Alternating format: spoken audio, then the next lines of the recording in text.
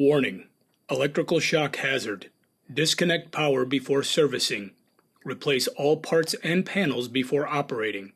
Failure to do so can result in death or electrical shock.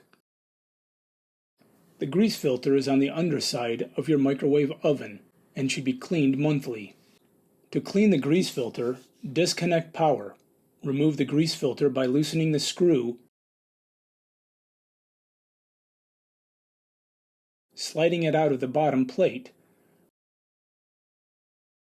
Remove the charcoal filter out of the grease filter. Clean the grease filter with mild cleanser or scouring pad, or clean it by putting it in the dishwasher. After cleaning, dry it and reattach the charcoal filter.